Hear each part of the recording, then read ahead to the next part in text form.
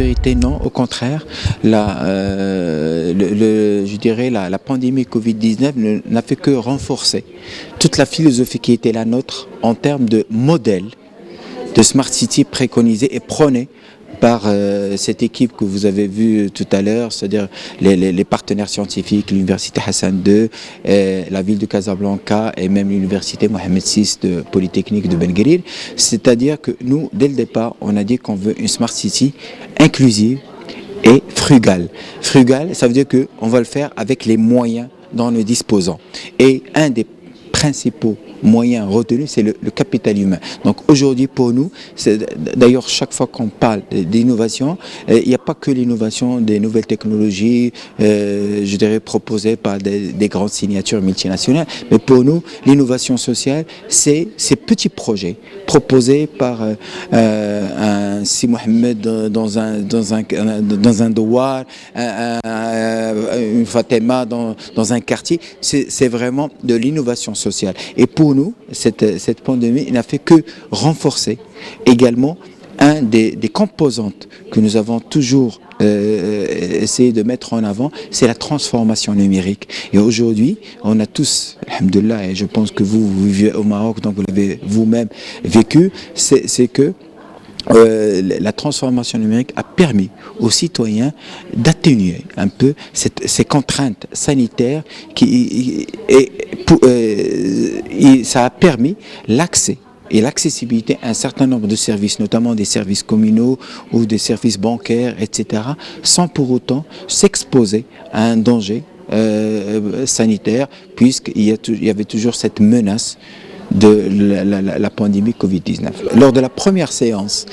du comité scientifique, et quand on a fait le premier tour de table des différents membres constituant ce comité, le seul mot qui revenait, mais d'une manière systématique dans les propositions, c'était cette résilience, cette résistance positive dont on a fait preuve au Maroc, à toutes les échelles et à tous les échelons, et chacun dans son domaine, chacun dans son quotidien, chacun de nous a essayé de se recréer, de se réinventer pour pouvoir faire face à cette pandémie, parce que c'est une pandémie qui a touché tout le monde, donc on ne pouvait plus compter sur quelqu'un d'autre, c'est-à-dire il fallait à un moment donné pouvoir compter que sur soi-même, et donc c'est ça ce qui nous a poussé, et le mot il trouve tout son sens pour nous au regard je dirais de l'évolution des choses au niveau du Maroc pendant ces 12 ou 14 derniers mois, et où le Maroc a pu, je dirais, faire face à cette pandémie, mais d'une manière, je dirais, honorable et plus que honorable. On est à la 5e édition parce que il y a eu déjà, on a commencé en 2016, donc la 4e édition a eu lieu en 2019 et 2020 malheureusement on avait fait l'impasse parce que c'était le moment à peine dévoilé de l'avènement de la pandémie Covid-19, et pour nous cette édition elle est toute particulière. C'est une édition, si vous voulez, qui va nous permettre juste de faire la jonction pour arriver à la vraie 5e édition Inch'Allah en 2022, mais pour nous cette édition c'est plus pour rendre quelque part hommage à cette résilience dont a fait preuve le Maroc pendant toute cette lutte contre la pandémie. Donc pour nous, à la limite, s'il y avait juste un mot pour résumer cette édition, c'est rendre hommage aux Marocains et aux Marocaines, et à leur tête Sa Majesté, que Dieu l'assiste,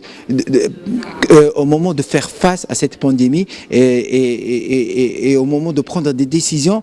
qui étaient des décisions très difficiles à prendre, mais